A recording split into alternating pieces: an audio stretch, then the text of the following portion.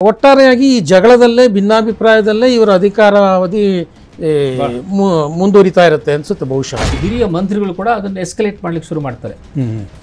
ಅವ್ರೇನು ಮಾಡ್ತಾರೆ, 8 ಜನ ರಾಜೀನಾಮೆ ಕೊಡ್ತಾರೆ. ಬಟ್ ಈ ಮಧ್ಯದಲ್ಲಿ ವೀರಪ್ಪ ಮೊಯ್ಲಿಯವರ ಹೆಸರು ಈ JMM ಲಂಚ ಹಗರಣದಲ್ಲಿ ಕೇಳಿಬರುತ್ತೆ.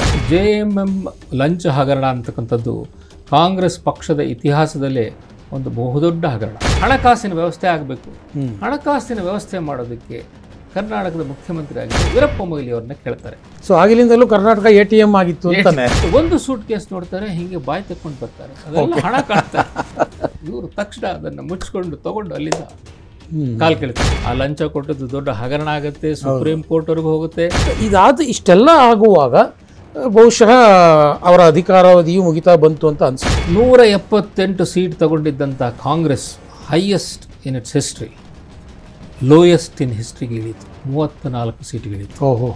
ಒಂದು ಸರ್ತಿ ಹೀಗೆ ಜಗನ್ನಾಥ್ ಮಿಶ್ರಾ ಅವರು ಬಂದು ಸಮಾಧಾನ ಮಾಡಲಿಕ್ಕೆ ಬಂದಿರ್ತಾರೆ. ಕುಮಾರ ಕೃಪಾದಲ್ಲಿ ಉಳ್ಕೊಂಡಿರ್ತಾರೆ. ಕುಮಾರ ಕೃಪಾದಲ್ಲಿ ಅವರು ಏನೋ ಮೊಯ್ಲಿ ಅವರ ಬೆಂಬಲಿಗರು ಮತ್ತು ಅವರ ವಿರೋಧಿಗಳು ಇಬ್ಬರನ್ನು ಕರೆಸಿರ್ತಾರೆ ಮಾತಾಡಲಿಕ್ಕೆ. ಆ ವೀಕ್ಷಕರ ಎದುರಿಗೆ ಇವ್ರಿಗೆ ಜಗಳಗಳು ಶುರುವಾಗುತ್ತೆ. ಇನ್ನೇನು ತಿರ್ಗಾ ಇನ್ನೊಮ್ಮೆ ಕೈ ಮೇಲಾಯಿಸುವ ಸಂದರ್ಭ ಬಂದಾಗ ಅಲ್ಲೇ ಇದ್ದಂಥ ಪೊಲೀಸ್ನವರು ಏನೋ ಅವ್ರನ್ನ ಬಿಡಿಸ್ತಾರೆ. ಸೊ ಹೀಗೆ ನಡೀತಾ ಇದ್ದ ಸಂದರ್ಭದಲ್ಲಿ ಹಿರಿಯ ಮಂತ್ರಿಗಳು ಕೂಡ ಅದನ್ನು ಎಸ್ಕಲೇಟ್ ಮಾಡ್ಲಿಕ್ಕೆ ಶುರು ಮಾಡ್ತಾರೆ. ಅವ್ರೇನು ಮಾಡ್ತಾರೆ, 8 ಜನ ರಾಜೀನಾಮೆ ಕೊಡ್ತಾರೆ. ಯಾರು ಹೋಗ್ಬಿಟ್ಟು ಖುರ್ಷೀದ್ ಅಲಂ ಖಾನ್ ಅವರು ಗವರ್ನರ್ ಆಗಿರ್ತಾರೆ. ಅವರಿಗೆ ಹೋಗಿ ವೀರಪ್ಪ ಮೊಯ್ಲಿ ಅವರು ಕೆಳಗಿಳಿಯಬೇಕು, ಅದಕ್ಕಾಗಿ ನಾವು ರಾಜೀನಾಮೆ ಕೊಡ್ತಾ ಇದ್ದೀವಿ ಅಂತ ಹೇಳಿ. ಯಾರ್ಯಾರು ಸರ್? SM ಕೃಷ್ಣ, ರಾಜಶೇಖರ್ ಮೂರ್ತಿ, ದೆನ್ ಮನೋರಮಾ ಮಧ್ವರಾಜ್, ಇವರೆಲ್ಲ ಸೇರಿ ಒಟ್ಟು 8 ಮಂದಿ ಇರ್ತಾರೆ. ಅವರೆಲ್ಲ ರಾಜೀನಾಮೆ ಕೊಡ್ತಾರೆ. ವೀರಪ್ಪ ಮೊಯ್ಲಿ ಅವರು ಇದೇ ಒಂದು ಒಳ್ಳೆ ಚಾನ್ಸ್ ಅಂತ ಹೇಳ್ಬಿಟ್ಟು ಗವರ್ನರ್ ಹೇಳ್ತಾರೆ, ಅವರ ರಾಜೀನಾಮೆಯನ್ನು ಅಕ್ಸೆಪ್ಟ್ ಮಾಡಿ ಅಂತ ಹೇಳಿ. ಅವ್ರನ್ನೆಲ್ಲ ಪಕ್ಷದಿಂದ ತಮ್ಮ ಸಂಪುಟದಿಂದ ಆಚೆ ಹಾಕೋಣ ಅಂತ ಹೇಳಿ. ಆದರೆ ಗವರ್ನರ್ ಅಷ್ಟು ಸುಲಭವಾಗಿ ಇವ್ರು ಹೇಳಿದ್ಕೊಳ್ಳೋ, ಇನ್ಫ್ಯಾಕ್ಟ್ ಏನೋ ಮಿನಿಸ್ಟರ್ಸ್ನ ಅಪಾಯಿಂಟ್ ಮಾಡ್ತಕ್ಕಂಥದ್ದು ಮತ್ತು ಡಿಸ್ಮಿಸ್ ಮಾಡ್ತಕ್ಕಂಥದ್ದು ಚೀಫ್ ಮಿನಿಸ್ಟರ್ ಪ್ರಿರಾಗೇಟಿವ್. ಹೌದು. ಆದರೆ ಗವರ್ನರು ಹೈಕಮಾಂಡ್ ಕೇಳ್ತಾರೆ ಏನು ಮಾಡಬೇಕು ಅಂತೇಳಿ. ಹೈಕಮಾಂಡ್ ಹೇಳ್ತಾರೆ, ಹಂಗೆಲ್ಲ ಮಾಡ್ಲಿಕ್ಕೆ ಹೋಗ್ಬೇಡಿ, ನಮ್ಮ ಪಕ್ಷಕ್ಕೆ ತೊಂದರೆ ಆಗುತ್ತೆ ಅಂತೇಳಿ. ಸೊ ಮುಖ್ಯಮಂತ್ರಿಗಳು ಹೇಳಿದ್ರು ಅವರ ವಜಾ ಆಗೋದಿಲ್ಲ.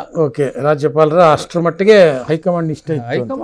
ಅಫ್ಕೋರ್ಸ್ ಅದು ಕಾಂಗ್ರೆಸ್ ಇರಲಿ BJP ಇರಲಿ, ಏನೋ ಗವರ್ನರ್ಸ್ ಹೈಕಮಾಂಡ್ಗೆ ನಿಷ್ಠೆ ಇರ್ತಕ್ಕಂಥದ್ದು ಈಗಲೂ ನಡೆಯತಕ್ಕಂಥದ್ದು ಅದೇ ಕೆಲಸಗಳು. ಸ್ಟೇಲ್ಮೇಟ್ ಕಂಟಿನ್ಯೂ ಆಗ್ತಾ ಇರುತ್ತೆ. ಅವರು ಇಳಿಸಿ ಅಂತ ಹೇಳಿದ್ರು ಕೂಡ ಹೈಕಮಾಂಡ್ ಅದಕ್ಕೆ ಒಪ್ಪಕ್ಕೆ ತಯಾರಿರಲ್ಲ.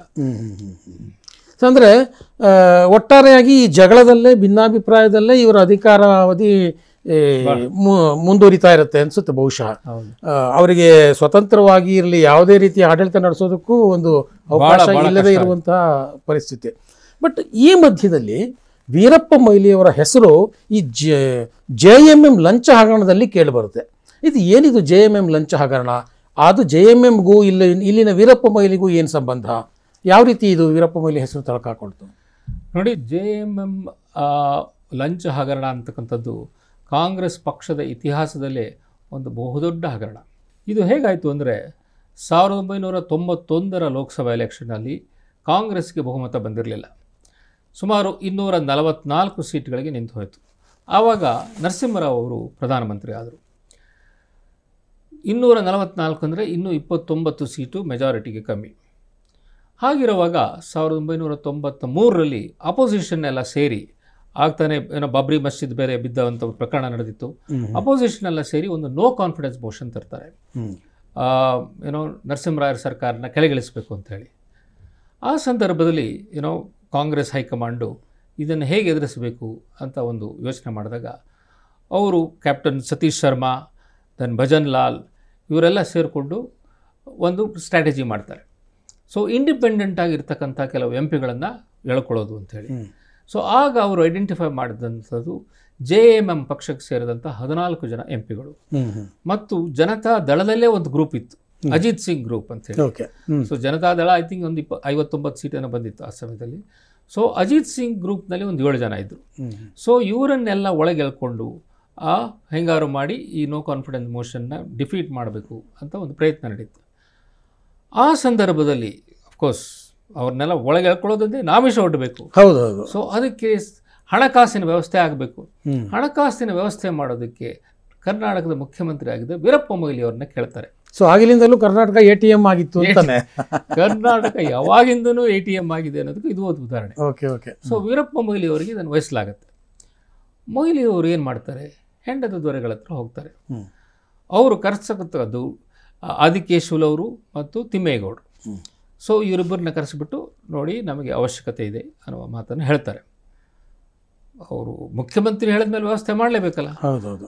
ಸೊ ಇದೆಲ್ಲ ಡೀಟೇಲ್ಸ್ ಏನೇನು ಆಯಿತು ಆ ಕಾಲದಲ್ಲಿ ಅಂತ ಹೇಳಿ ಮುಂದೆ ನಡೆದಂಥ CBI ಎನ್ಕ್ವೈರಿನಲ್ಲಿ ಬಂದಿರತಕ್ಕಂಥ ಡೀಟೇಲ್ಸ್. ಓಕೆ. ಸೊ ಆದಿಕೇಶವಲವರು ಅವರ ಬ್ಯಾಂಕ್ ಅಕೌಂಟ್ನಿಂದ ಒಂದು 50 ಲಕ್ಷ ರೂಪಾಯಿ ತೆಗಿತಾರೆ ಮತ್ತು ತಿಮ್ಮೇಗೌಡರು 1 ಕೋಟಿ ರೂಪಾಯಿ ತೆಗಿತಾರೆ. ತೆಗೆದುಬಿಟ್ಟು ಕ್ಯಾಶ್ ಮಾಡಿ ಅದನ್ನು ಯಾರಿಗೋ ತಲುಪಿಸ್ಬೇಕಲ್ಲ.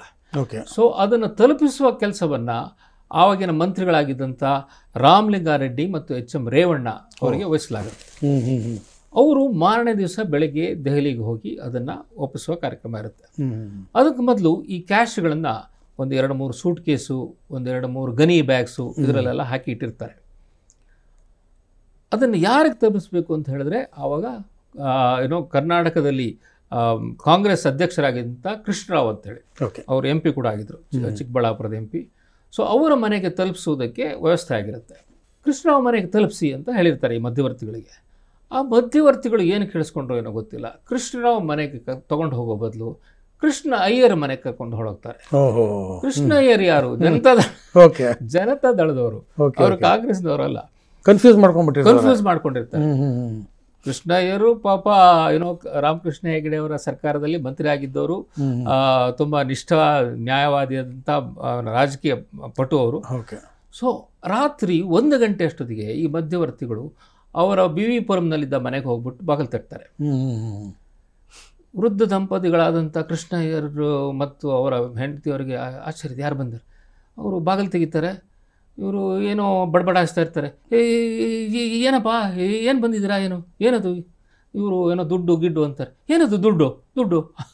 ಸೊ ಇವ್ರಿಗೆ ಅರ್ಥ ಆಗುತ್ತೆ, ಓಹೋ ಇದ್ಯಾವುದು ಕೆಲಸ ಕೆಟ್ಟೋಗಿದೆ ಅಂತ ಹೇಳ್ಬಿಟ್ಟು ತಕ್ಷಣ ತಿಳ್ಕೊಂಡು ಅಲ್ಲಿಂದ ಕಾಲು ಕಿತ್ಬಿಟ್ಟು ಅದು ಎಲ್ಲಿಗೆ ತಲುಪಿಸ್ಬೇಕು ಅಲ್ಲಿಗೆ ತಲುಪಿಸೋ ವ್ಯವಸ್ಥೆ ಮಾಡ್ತಾರೆ. ಸೊ ಮಾರನೇ ದಿವಸ ಬೆಳಗ್ಗೆ ಏರ್ಪೋರ್ಟ್ಗೆ ಅದು ಬರುತ್ತೆ ಸೂಟ್ ಕೇಸಸ್ಸು. ದೆನ್ ರಾಮಲಿಂಗಾರೆಡ್ಡಿ ಮತ್ತು HM ರೇವಣ್ಣ ಅವರು ಏರ್ಪೋರ್ಟ್ನಲ್ಲಿ ಹತ್ತಾರೆ. ಆದಿಕೇಶವಲು ಕೂಡ ಅದೇ ಫ್ಲೈಟ್ನಲ್ಲಿ ಹೋಗ್ತಾರೆ. ಅಂದರೆ ಹಣದ ಸಮೇತ. Okay okay. ಸೂಟ್ ಕೇಸಲ್ಲಿ ಇರುತ್ತೆ, ಅದನ್ನು ಹಾಕಿರ್ತಾರೆ. ಆ ಕಾಲದಲ್ಲಿ ಅದು ಹೇಗೆ ಹೌದು.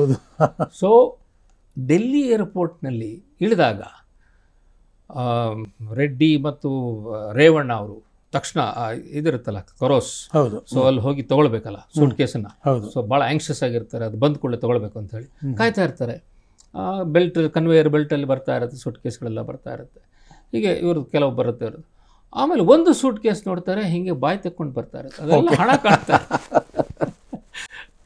ಅಲ್ಲಿ ಇದ್ದ ಸುತ್ತಮುತ್ತ ಇದ್ದ ಜನ ಎಲ್ಲ ಏನಿದು ಅಂತ ಹೀಗೆ ನೋಡುವಂತ ಇವರು ತಕ್ಷಣ ಅದನ್ನು ಮುಚ್ಚಿಕೊಂಡು ತಗೊಂಡು ಅಲ್ಲಿಂದ ಕಾಲು ಕೇಳ್ತಾರೆ. ಇದು JMM ಹಗರಣದಲ್ಲಿ ಕರ್ನಾಟಕದ ಒಂದು ಪಾತ್ರ. ಅದಾದ್ಮೇಲೆ ಅದು ತಲುಪುತ್ತೆ, ಅದು ಸಂಬಂಧಿಸಿದವ್ರಿಗೆ ತಲುಪುತ್ತೆ. ದೆನ್ JMM MP ಗಳಿಗೆ ಲಂಚ ಕೊಡ್ತಾರೆ. ಆ ಲಂಚ ಕೊಟ್ಟದ್ದು ದೊಡ್ಡ ಹಗರಣ ಆಗುತ್ತೆ, ಸುಪ್ರೀಂ ಕೋರ್ಟ್ವರೆಗೂ ಹೋಗುತ್ತೆ. ಸುಪ್ರೀಂ ಕೋರ್ಟ್ನಲ್ಲಿ ಆಮೇಲೆ ಚಾರ್ಜ್ ಶೀಟ್ ಆಗುತ್ತೆ, ನರಸಿಂಹರಾವ್ ವಿರುದ್ಧ ಆಗುತ್ತೆ, ಬೂಟಾ ಸಿಂಗ್ ವಿರುದ್ಧ ಆಗುತ್ತೆ, ಮೊಯ್ಲಿ, ಆದಿಕೇಶವಲು, ಎಲ್ಲರ ಮೇಲೂ ಆಗುತ್ತೆ. ಆದರೆ ಸುಪ್ರೀಂ ಕೋರ್ಟ್ 5 ಜಡ್ಜ್ ಬೆಂಚು ಇದು ಇದು ಪಾರ್ಲಿಮೆಂಟ್ ಒಳಗೆ ನಡೆಯತಕ್ಕಂಥ ವಿಚಾರಕ್ಕೆ ಸಂಬಂಧಪಟ್ಟಿದ್ದು, ಅವರಿಗೆ ಇಮ್ಯುನಿಟಿ ಇದೆ ಅನ್ನೋ ದೃಷ್ಟಿಯಿಂದ ಸೊ ಇಂಥ ಎಲ್ಲ ಪ್ರಕರಣಗಳೆಲ್ಲ ನೋಡಿದ್ವಿ. ಸೊ JMM ಹಗರಣ, ಮೊಯ್ಲಿಯವರ ಹೆಸರು ಅದರಲ್ಲಿ ತಳುಕು ಹಾಕೊಂಡಿದ್ದು ಹೀಗೆ. ಇಷ್ಟೆಲ್ಲ ಆಗುವಾಗ ಬಹುಶಃ ಅವರ ಅಧಿಕಾರಾವಧಿಯು ಮುಗಿತಾ ಬಂತು ಅಂತ ಅನಿಸುತ್ತೆ. ಅವರು ಮುಂದಿನ ಮುಖ್ಯಮಂತ್ರಿ ತಾನೇ ಆಗ್ತೀನಿ ಅನ್ನುವಂತಹ ಒಂದು ವಿಶ್ವಾಸ ಅವರಿಗೆ ಆ ಸಂದರ್ಭದಲ್ಲಿ? ಇಷ್ಟೆಲ್ಲ ಆದಮೇಲೂ ಕೂಡ ಅವರ ಮುಂದಿನ ಚುನಾವಣೆಗೆ ಅವರ ತಯಾರಿ ಹೇಗಿತ್ತು ಹಾಗಾದರೆ? ಮೊಯ್ಲಿ ಅವರು ಒಂದು ರೀತಿ ವೆರಿ ಕಾನ್ಫಿಡೆಂಟ್ ಮ್ಯಾನ್. ಅದನ್ನು ನೀವು ಹುಂಬತನ ಅಂತಲೂ ಕರಿಬೋದು. ಯೂಸ್ ಟು ಸೇ ನಮ್ಮ ಸರ್ಕಾರ ಒಳ್ಳೆ ಕೆಲಸ ಮಾಡಿದೆ, ಒಳ್ಳೆ ಸರ್ಕಾರ ಮಾಡಿದೆ ಅಂತ ಹೇಳಿ. ಅಫ್ಕೋರ್ಸ್ ಕೆಲವೊಂದು ಒಳ್ಳೆ ಸರ್ಕಾರ ಮಾಡಿತ್ತು, ಆದರೆ ದಿನ ಬೆಳಗಾದರೆ ಅವರ ವಿರುದ್ಧ ಅವರ ಪಕ್ಷದಲ್ಲೇ ಬಂಡಾಯ ಮತ್ತು ಕೆಲವು ಹಗರಣಗಳಿಂದ ಆಚೆ ಬಂದಿತ್ತು. ಹೀಗಿದ್ದಾಗ ಜನಗಳಿಗೆ ಬೇಸತ್ತಿತ್ತು. ನಾನು ಆವಾಗ ಟೆಲಿಗ್ರಾಫ್ ಪತ್ರಿಕೆಯಲ್ಲಿ ಸ್ಪೆಷಲ್ ಕರೆಸ್ಪಾಂಡ್ ಆಗಿದ್ದೆ, ಬೆಂಗಳೂರಿನಲ್ಲಿದ್ದು. ಮತ್ತು ನನ್ನ ಜೊತೆಗೆ ಒಬ್ಬರು ಕೊಲೀಗ್ ಆಗಿದ್ದವರು ಯಗಟಿ ಕೃಷ್ಣಮೂರ್ತಿ ಅಂತ ಹೇಳಿ, ಅವರು ಬಿಸ್ನೆಸ್ ಸ್ಟ್ಯಾಂಡರ್ಡ್ನ ಕರೆಸ್ಪಾಂಡ್ ಆಗಿದ್ದರು, ನಮ್ಮ ಸಿಸ್ಟರ್ ಪಬ್ಲಿಕೇಶನ್. ಸೊ ನಮಗೆ ಒಂದು ಸ್ವಾತಂತ್ರ್ಯ ಇತ್ತು ನಮ್ಮ ಪತ್ರಿಕೆಯಲ್ಲಿ, ನ್ಯಾಷನಲ್ ಲೆವೆಲ್ ಪೇಪರು, ಎಲೆಕ್ಷನ್ ಅಂತ ಹೇಳಿದ್ರೆ ಚೆನ್ನಾಗಿ ಹೋಗಿ ಕವರ್ ಮಾಡಿ ಅಂತ ಹೇಳಿ. ಸೊ ನಾವಿಬ್ಬರು ಸುಮಾರು 1.5 ತಿಂಗಳು ರಾಜ್ಯಾದ್ಯಂತ ಸುತ್ತಾಡಿ ಬೇರೆ ಬೇರೆ ಜಿಲ್ಲೆಗಳಿಗೆ ಹೋಗಿ ಹೇಗಿದೆ ಪರಿಸ್ಥಿತಿ, ಯಾವ ಪಕ್ಷಕ್ಕೆ ಬೆಂಬಲ ಇದೆ ಅಂತ ಒಂದಷ್ಟು ಅಸೆಸ್ಮೆಂಟ್ ಮಾಡ್ತಾಯಿದ್ವಿ. ಸೊ ಮಾಡಿ ಹೀಗೆ ನಾವು ರಿಪೋರ್ಟ್ ಬರಿತಾ ಇದ್ವಿ. ನಮಗೆ ಸ್ಪಷ್ಟವಾಗಿ ಆವಾಗ ಗೋಚರಿಸಿದ್ದು ಈ ಸರ್ತಿ ಕಾಂಗ್ರೆಸ್ ಪಕ್ಷ ಅಧಿಕಾರಕ್ಕೆ ಬರೋದಿಲ್ಲ ಮತ್ತು ಹೀನಾಯವಾಗಿ ಸೋಲಬಹುದು ಅನ್ನುವ ಒಂದು ಸೂಚನೆ ಕೂಡ ಇತ್ತು. ಸೊ ಅದೆಲ್ಲವನ್ನು ಇಂಡಿಕೇಟ್ ಮಾಡ್ತಾ ನಾವು ಬರೆದಿದ್ವಿ ರಿಪೋರ್ಟ್. ಸೊ ಐ ಥಿಂಕ್ ಇದನ್ನು ವೀರಪ್ಪ ಮೊಯ್ಲಿ ಅವರು ನ್ಯಾಷನಲ್ ಲೆವೆಲ್ ಪೇಪರ್ಸ್ ಎಲ್ಲ ನೋಡಿರಬೇಕು. ಸೊ ಒಂದು ದಿವಸ ನನಗೆ ಫೋನ್ ಮಾಡಿದ್ರು, can you come to my house ಅಂತೇಳಿ. ಆಯ್ತು ಸರ್ ಬರ್ತೀನಿ ಅಂತ. ಸೊ ಹೋದಾಗ, ನೋಡಿ ಉಪಾಧ್ಯಾಯವರೇ, ನಿಮ್ಮ ಪತ್ರಿಕೆ ನೋಡ್ತಾ ಇರ್ತೀನಿ ನಾನು ಆವಾಗ, ಯಾಕೆ ನಮ್ಮ ಬಗ್ಗೆ ಇಷ್ಟು ನೆಗೆಟಿವ್ ಆಗಿ ಬರೀತೀರಿ? ಎಲೆಕ್ಷನ್ನಲ್ಲಿ ನಾವು ಸೋಲ್ತೀವಿ ಅನ್ನೋ ರೀತಿ ಎಲ್ಲ ಬರ್ತಿದ್ದೀರಲ್ಲ, ಹೇಗೆ ಹೇಳ್ತೀರಿ ಇದು? ನಾನು ಹೇಳಿದೆ, ನೋಡಿ ಸರ್, ನಾನು ಸಾಕಷ್ಟು ಜಿಲ್ಲೆಗಳಿಗೆ ಹೋಗಿದ್ದೇವೆ. ನಾನು ಮತ್ತು ನನ್ನ ಕೊಲೀಗು ಯಗಟಿ ಕೃಷ್ಣಮೂರ್ತಿ ಸುಮಾರು ಒಂದು 30 ವರ್ಷದಿಂದ ಎಲೆಕ್ಷನ್ ಎಲ್ಲ ಕವರ್ ಮಾಡಿದ್ದೀವಿ. ನಮಗೆ ಅನಿಸಿದ್ದು ಜನಾಭಿಪ್ರಾಯ ಏನಿಸ್ತಾ ಇದೆ ಅಂತ ಹೇಳಿದ್ರೆ, ನಿಮ್ಮ ಸರ್ಕಾರದ ಬಗ್ಗೆ ಅಷ್ಟೊಂದು ಒಲಿವಿಲ್ಲ ಈ ಸರ್ತಿ. ಇಲ್ಲ, ಖಂಡಿತ ನಾವು 130 ಸೀಟ್ ಗೆಲ್ತೀವಿ ಅಂತಂದರು. ಸರಿ, ನಾನು ಸುಮ್ಮನೆ ಇದ್ದೆ, ಏನು ಹೇಳಲಿಲ್ಲ. ಅವರು ಒಂದು ನಿಮಿಷ ಸುಮ್ಮನೆ, ನಿಮಗೆ ಎಷ್ಟು ಬರ್ಬೋದು ಅನಿಸುತ್ತೆ? ನಾನು ನಿಜ ಹೇಳಬೇಕಂದ್ರೆ ನಿಮಗೊಂದು 50 ಸೀಟು ಆಸ್ಪಾಸ್ದಲ್ಲಿ ಬರ್ಬೋದು. ಏನು ಹಿಂಗೆ ಹೇಳ್ತಾ ಇದ್ದೆ? ಅವ್ರಿಗೆ ಭಾಳ ಸಿಟ್ಟು ಬಂದಿತ್ತು. ಆದರೂ ಆಯಿತು, ನೋಡೋಣ ಇನ್ನೇನು ರಿಸಲ್ಟ್ ಬರುತ್ತಲ್ಲ. ಅದು ರಿಸಲ್ಟ್ ಬರೋದಕ್ಕೆ ಒಂದು 10 ದಿವಸ ಮೊದಲು ನಡೆದಂಥ ಸಂಭಾಷಣೆ. ಸೊ ಈಗ ಆಯಿತು, ನನ್ನ ಬೀಳ್ಕೊಟ್ರು. ಸೊ ಎಲೆಕ್ಷನ್ ಕವರೇಜ್ ವಿಚಾರದಲ್ಲಿ ನಾನು ಯಗಟಿ ಕೃಷ್ಣಮೂರ್ತಿ ಮಾಡಿದ ಇನ್ನೊಂದು ಕೆಲಸ ಏನಂದರೆ, ನಮಗೆ ಒಬ್ಬರು IB ಚೀಫ್ ಆಗಿದ್ದ ಕರ್ನಾಟಕದಲ್ಲಿ, ಅವರು ತುಂಬ ಹತ್ತಿರದಲ್ಲಿ, ಅವ್ರ ಹತ್ರ ನಾನು ಆವಾಗ ಡಿಸ್ಕಸ್ ಮಾಡ್ತಾಯಿದ್ದೆ ಏನಾಗ್ತಾಯಿದೆ ಅಂತೇಳಿ.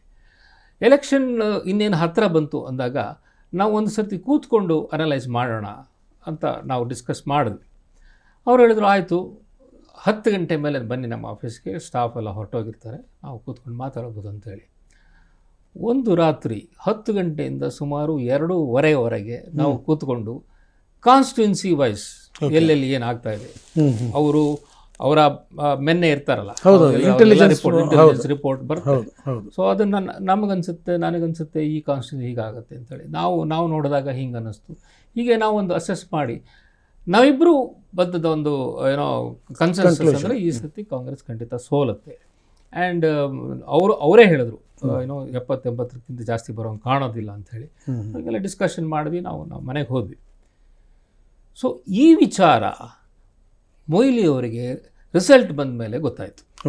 ನಾವು ಈ ಥರ ಪತ್ರಕರ್ತರಿಬ್ಬರು IB ಆಫೀಸರ್ ಜೊತೆಗೆ ಡಿಸ್ಕಸ್ ಮಾಡಿದ್ದೀವಿ, ಇದನ್ನೆಲ್ಲ ಅವರೂ ಕೂಡ ಇವ್ರ ಹತ್ರ ಹೇಳ್ಕೊಂಡಿದ್ದಾರೆ ಅಂತ ಗೊತ್ತಾಗಿ ಅವರು ಕೆಂಡಾಮಂಡಲವಾಗಿ ಆಫೀಸರ್ ವಿರುದ್ಧ ಒಂದು ಕಿಡಿಕಾರದ್ರು ಎಂದು ರಿವೆಂಜ್ ತೊಗೊಳ್ಲಿಕ್ಕೆ ಹೋದ್ರು. ಅಂದರೆ ನಿಜವಾಗ್ಲೂ ಯಾವುದೇ ಆಫೀಸರ್ಗೆ ಆ ರೀತಿ ಆಗಬಾರದು. ನನಗೆ ನಂತರ ಅವರು ಮಾತಾಡೋದನ್ನು ಬಿಟ್ಬಿಟ್ರು. ಪಾಪ ಅವ್ರನ್ನ ಹಿ ವಾಸ್ ಹೌಂಡೆಡ್ ಔಟ್ ಒಂದು ಕಡೆ, ಬಿಕಾಸ್ ಮತ್ತು ಕಿರುಕುಳ ಕೊಡ್ತಿದ್ರು. ಸೆಂಟ್ರಲ್ ಗೌರ್ಮೆಂಟಲ್ಲಿ ಅವ್ರಿಗೆ ಇನ್ಫ್ಲೂಯೆನ್ಸ್ ಇತ್ತು ಇನ್ನು ಮೊಯ್ಲಿ ಅವರಿಗೆ. So luckily he could not do anything to me. So I was lucky. ಹೌದೌದು, ಅಷ್ಟರ ಮಟ್ಟಿಗೆ ಸ್ವಲ್ಪ ಜರ್ನಲಿಸ್ಟ್ ಬಗ್ಗೆ ಅವ್ರಿಗೂ ಸ್ವಲ್ಪ ಅಲ್ಲ, ಏನು ಮಾಡ್ಲಿಕ್ಕಾಗತ್ತೆ, ಅಲ್ಲ ಏನು ಮಾಡ್ಲಿಕ್ಕೆ ಆಗಲ್ಲ ಫೈನಲಿ. ಬಟ್ ಈಗ ಒಟ್ಟಾರೆಯಾಗಿ ಇದೆಲ್ಲ ನೋಡಿದಾಗ ಆ ಚುನಾವಣೆಯ ದಿನಗಳ ಬಂತು, ಚುನಾವಣೆಯ ಫಲಿತಾಂಶ ಏನಾಯಿತು ಹಾಗಾದ್ರೆ? ನೋಡಿ, 178 ಸೀಟ್ ತಗೊಂಡಿದ್ದಂಥ Congress highest in its history, lowest in ಹಿಸ್ಟ್ರಿಗೆ ಇಳೀತು, 34 ಸೀಟ್ಗೆ ಇಳೀತು. 178ರಿಂದ 34 ಇಳೀತು. ಸೊ ನಮ್ಮ ಪ್ರಿಡಿಕ್ಷನ್ ಆಲ್ಮೋಸ್ಟ್ ನಿಜ ಆಯಿತು. ಆ ಎಲೆಕ್ಷನ್ನಲ್ಲಿ ಜನತಾದಳ ತಿರ್ಗಾ ಒಂದಾಗಿ, ಸೊ ದೇವೇಗೌಡರು, ರಾಮಕೃಷ್ಣ ಹೆಗಡೆ, JH ಪಟೇಲ್ ಎಲ್ಲ ಒಟ್ಟಿಗೆ ಒಂದಾಗಿ ಹೋದ್ರಿಂದ ಜನ ತಿರ್ಗಾ ಅವರಿಗೆ ಆಶೀರ್ವಾದ ಮಾಡಿ 115 ಸೀಟ್ಗಳನ್ನು ಕೊಟ್ಟರು. ಆಮೇಲೆ BJPಗೆ 40 ಸೀಟ್ ಬಂತು. ಇದೇ ಪ್ರಥಮ ಬಾರಿಗೆ ಕಾಂಗ್ರೆಸ್ 3ನೇ ಸ್ಥಾನಕ್ಕೆ ಇಳಿದು 34 ಸೀಟಿಗೆ ಬಂತು. ಮೂರನೇ ಸ್ಥಾನಕ್ಕೆ. ಅಂದರೆ ಒಟ್ಟಾರೆ ಕಾಂಗ್ರೆಸ್ಸಿನ ಈ ಅವಧಿಯಲ್ಲಿ 3 ಮುಖ್ಯಮಂತ್ರಿಗಳಾದರೂ ಆ 3 ಮುಖ್ಯಮಂತ್ರಿಗಳ ಬದಲಾವಣೆಯ ಸಂದರ್ಭದಲ್ಲೂ ಸಹ ಏನೇನು ರಾದ್ಧಾಂತಗಳಾದವು, ಏನೇನು ದೊಡ್ಡ ದೊಡ್ಡ ಭಿನ್ನಾಭಿಪ್ರಾಯಗಳು, ಬಂಡಾಯಗಳು ಎಲ್ಲ ನಡೆದವು ಅನ್ನೋದನ್ನು ನೀವು ಸವಿವರವಾಗಿ ನಮ್ಮ ವೀಕ್ಷಕರಿಗೆ ಹೇಳಿದ್ದೀರಿ. ಇನ್ನು ಮುಂದಿನ ಭಾಗದಲ್ಲಿ ಬಹುಶಃ ನಿಮ್ಮಿಂದ ಜನತಾ ದಳ ಸರ್ಕಾರದ ಹೊಸ ಒಂದು ಯುಗ ಮತ್ತೆ ಆರಂಭ ಆಯಿತು ಕರ್ನಾಟಕದಲ್ಲಿ. ಆ ವಿಚಾರಗಳನ್ನು ನೀವು ಮುಂದಿನ ಸರಣಿಯಲ್ಲಿ ನಮ್ಮ ವೀಕ್ಷಕರಿಗೆ ಹೇಳ್ತೀರಿ ಅನ್ನುವಂಥ ನಿರೀಕ್ಷೆಯಲ್ಲಿ ನಿಮಗೆ ನಾನು ಧನ್ಯವಾದಗಳನ್ನು ಹೇಳ್ತೇನೆ. ನಮಸ್ಕಾರ. ನಮಸ್ಕಾರ.